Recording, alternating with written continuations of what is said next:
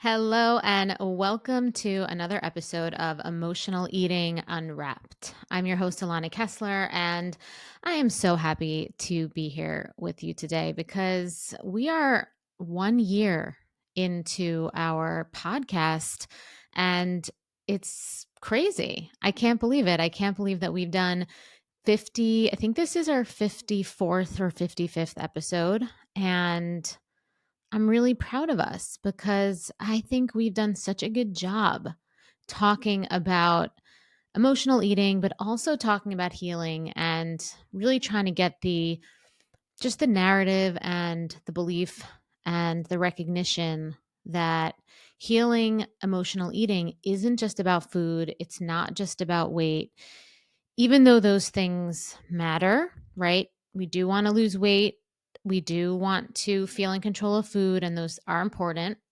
But it's also about understanding the things that drive us to emotionally eat in the first place. It's about understanding the behaviors that don't serve us anymore and starting to bring awareness to that. And that was such a big intention and motivation and goal I had for the podcast when I started it, was to really educate women to recognize that so much of what we've been conditioned to believe about ourselves and the narratives that we've taken on from society, from our caregivers, from our own internal self-talk, so much of those things influence the way that we relate to food, the way we relate to our bodies, and really just giving you the tools and the insights to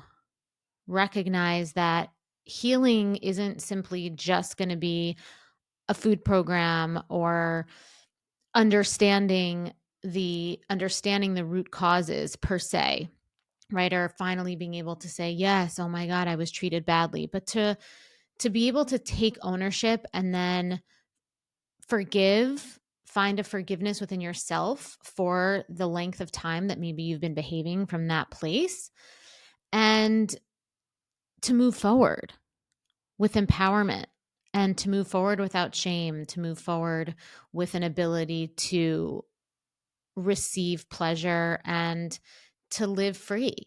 And so I'm just so happy that you've been here with us, with me for the last year. And today we're going to do more deep diving.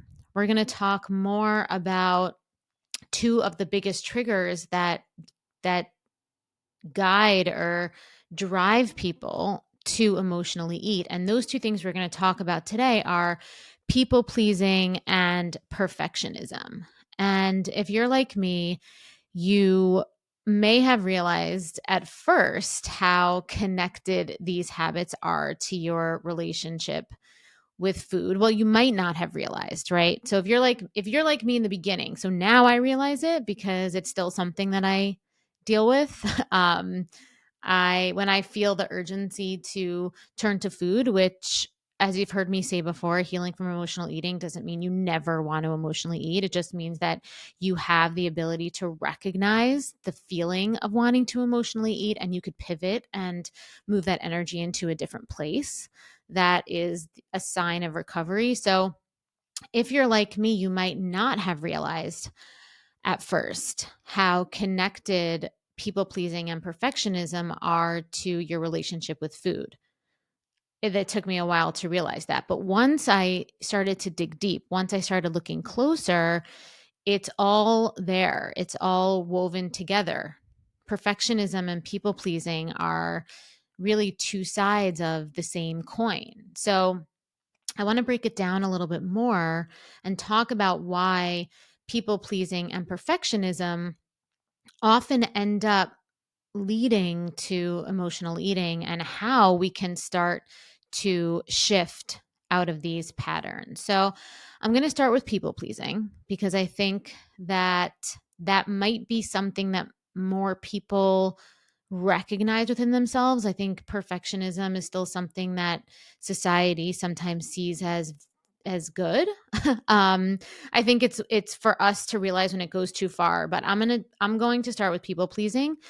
And the definition of people pleasing, or one of the definitions, it might be a simplistic definition of people pleasing, is feeling like you're only valuable if you are making other people happy. And so, what does that look like in real life? So, it means you have difficulty saying no. It means you feel guilty for even thinking about setting a boundary, right? Even when you think about setting a boundary, you get anxiety and you feel like you like pre-guilt yourself essentially.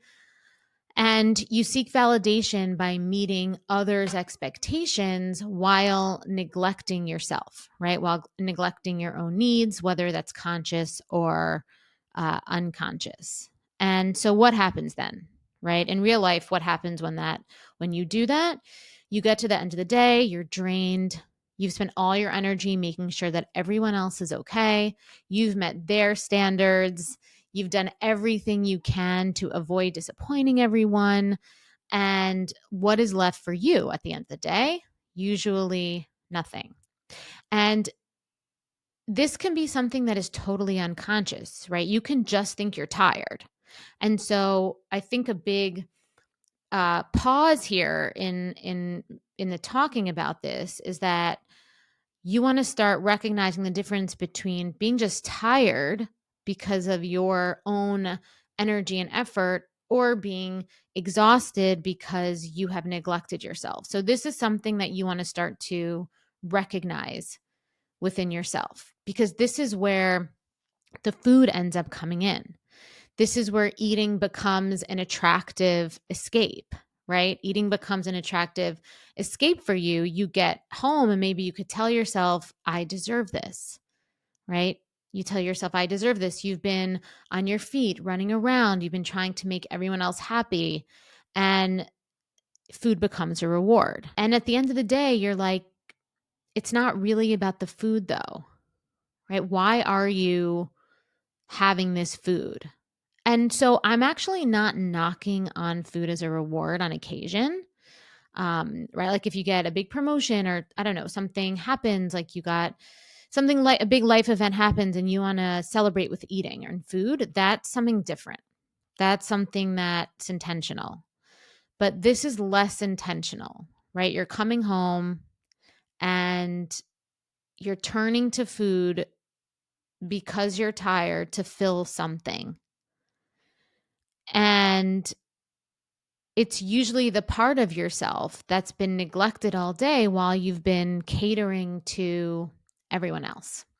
But here's the thing, and you might already know this, but the food is going to only feel soothing and comforting for a very short amount of time, because it doesn't feel the deeper need. And what is that deeper need? And I think it's really important that we name these deeper needs. And everybody listening is going to have their own unique, deeper need. But I think that, and I'm pretty confident actually, that many of them fall under the need for self care, the need for respect, the need for appreciation, and the need for acknowledging your own worth and value besides what you can do for others.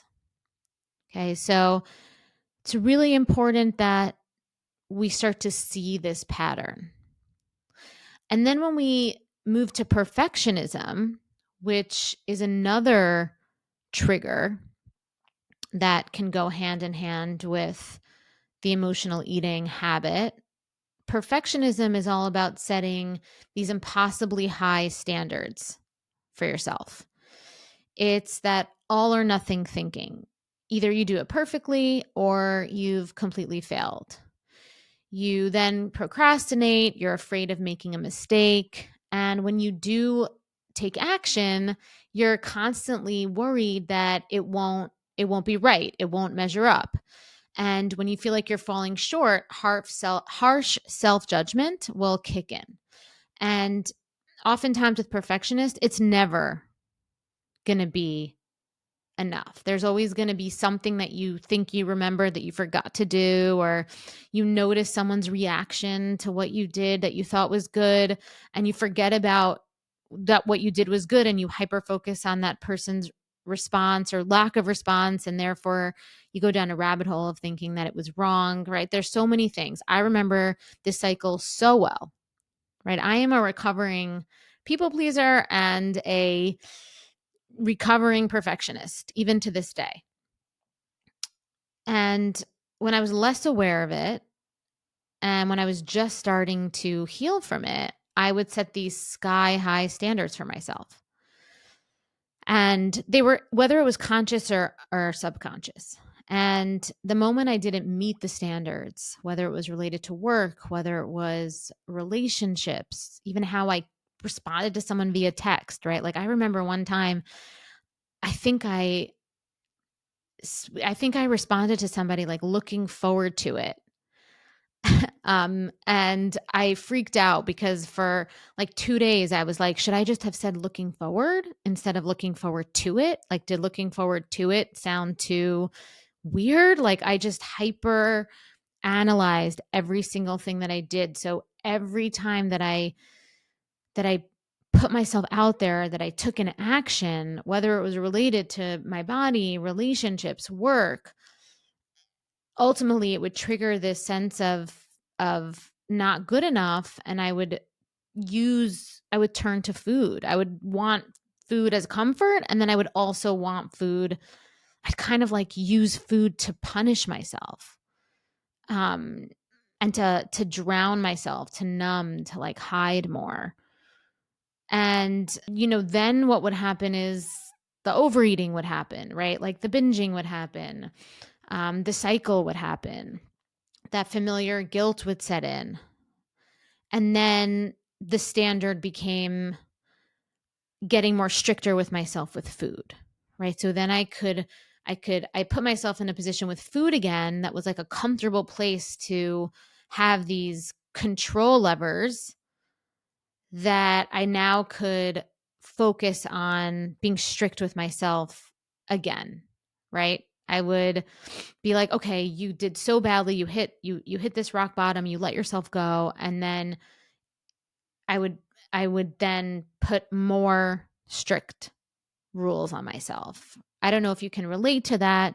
Um, Please let me know in the comments if you can relate to this, because it always makes other people feel better to know that there's other people like them out there. And I know for me, it finally made me feel better when I knew that other people were feeling similarly.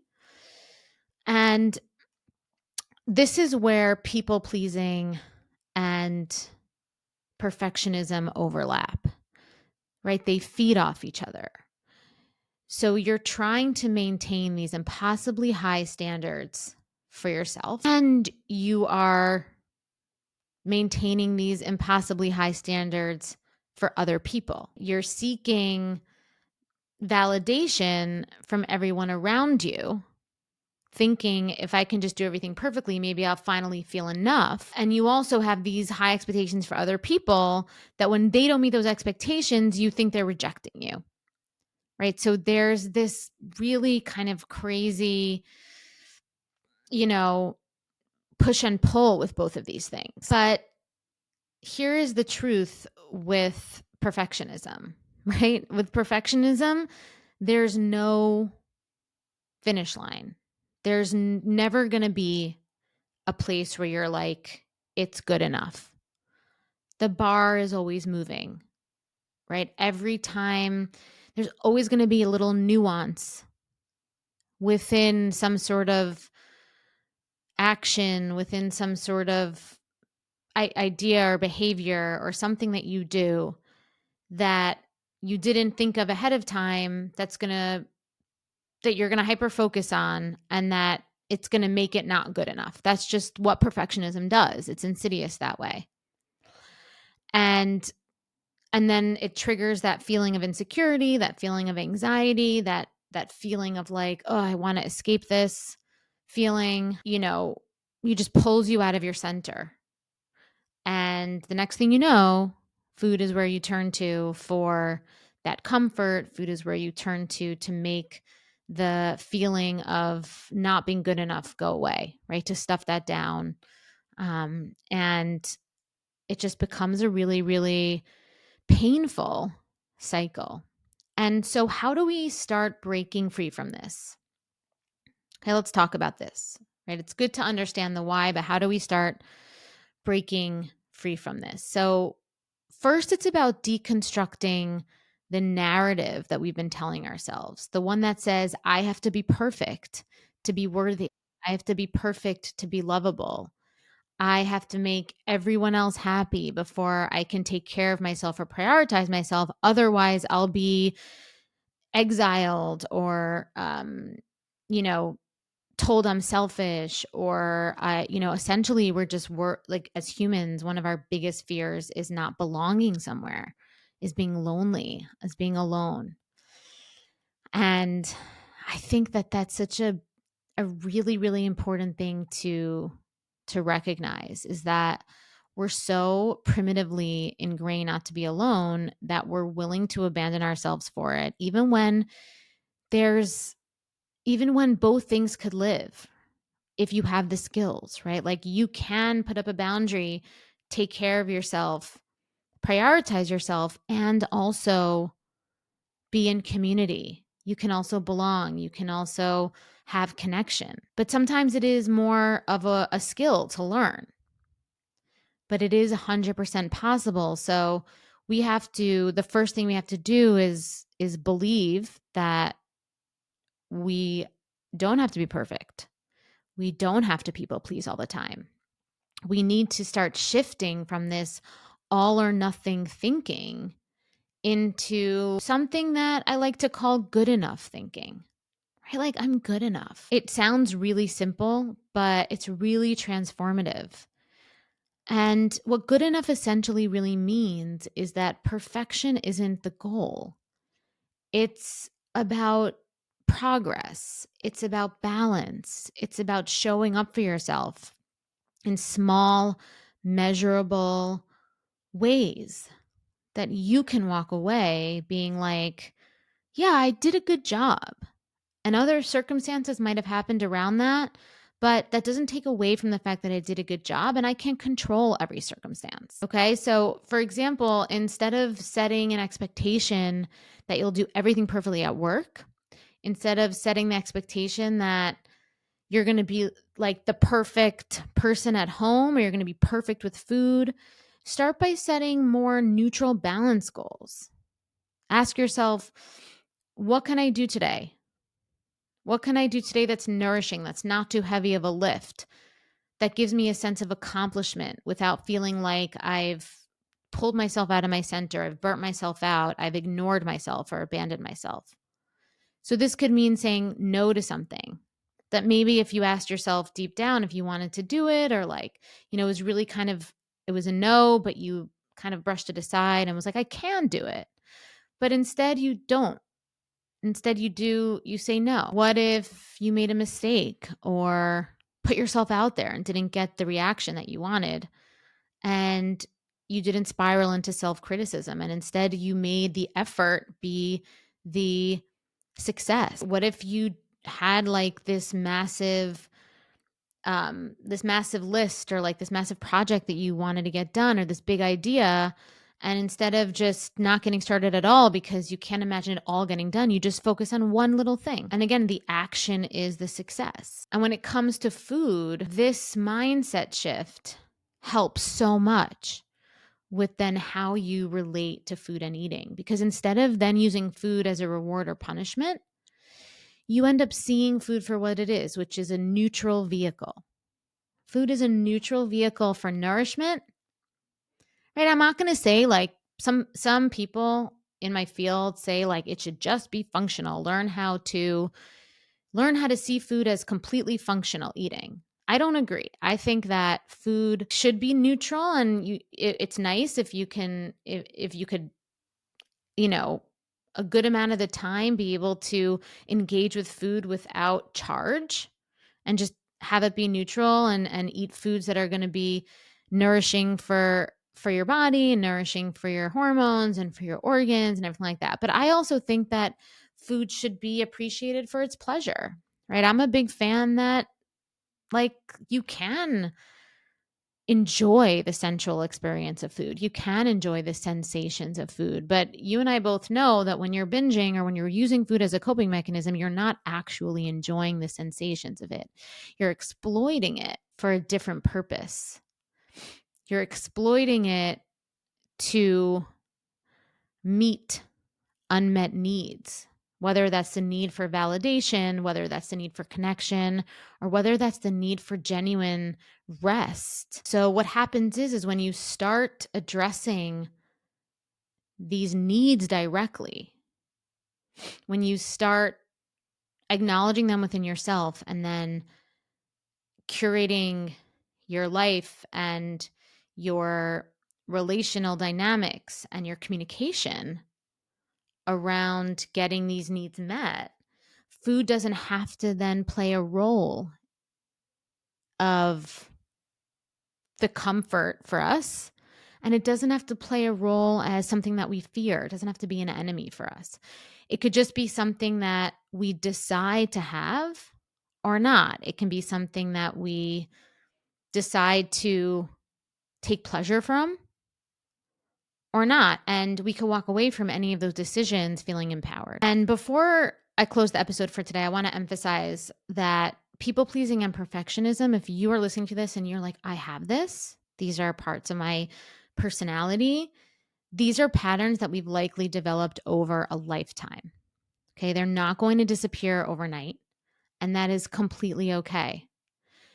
Because the goal isn't to be perfect at not being a perfectionist, right? Like we don't want to now have to never be a perfectionist, right? Because there are certain parts of being a perfectionist, there are certain characteristics of being a perfectionist that might actually be really beneficial for your life. And so we don't want to try to be perfect at not being a people pleaser, be perfect at not being a perfectionist, because that's just the same thing in a new disguise, right? That's the same perfectionism in a different disguise. So instead, it's about making small intentional changes to the way that we treat ourselves, starting first with self-awareness. First, recognizing if you have these patterns, then noticing where in your life they're most triggered. And then you want to just start to see these things earlier and earlier and make a different decision. But it starts first with self-awareness, because once you have the self-awareness and once you are familiar with the way that being a perfectionist feels in your body, the way that being a people pleaser feels in your body, you can make a different choice. You could choose to say no to something that drains you. You could choose to let yourself off the hook for not doing everything perfectly. You can choose to not take on anxiety or self-criticism for not saying the text in the way that you thought maybe you had to say it, right? Maybe that's just for me. Maybe you start to recognize the moments when you reach for food because you're not hungry, but because you're stressed, because you're tired, because you maybe neglected yourself a little bit, did something that you didn't really want to do, abandon yourself. And these are really good things to know, right? Just starting to collect this awareness and this feeling tone in your body of what does it feel like when I'm people pleasing? What does it feel like when I'm being a perfectionist? And then you can ask yourself, what do I really need right now? And so when you start to unravel these patterns, you'll notice something really powerful, that food becomes less charged. It becomes less of an emotional crutch. And life as a whole just begins to feel lighter. Food doesn't feel like something you have to obsess over or control. It doesn't feel like something you need, like that you need some sort of major program to be able to engage with for. The pressure to be perfect starts to fade. You start to give yourself a little room to, you know, to enjoy. You begin to realize that you're enough exactly as you are. And so this is what we really want. We want to be able to live in a space of neutrality and also fluidity. Right? We want to be able to not need to have such black and white ways of being. Okay. And I want to share something very exciting for you. So if you like this episode, if you've been listening for a while and you've been curious about how to work with me, or maybe you have explored ways to work with me before, it wasn't something that was within what you were needing, I am excited to invite you to my new Eat Freely, Live Fully mentorship, which is a new support system experience with me. And it has coaching, accountability, momentum, and it's designed to help you understand your food triggers, reconnect with your hunger and fullness cues, and learn to truly eat whatever you want without rules. We're going to learn how to regulate your emotions.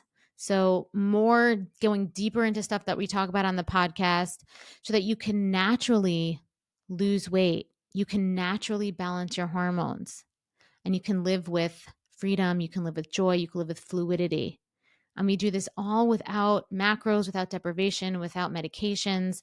And the best part for right now, you can try it out for $33 for 30 days. So $33 for 30 days of coaching, accountability, and momentum with me, right? There's weekly, there's monthly, there's so much in the mentorship, and there's no strings attached. So if after the 30 days it's not for you, you can just go on your way.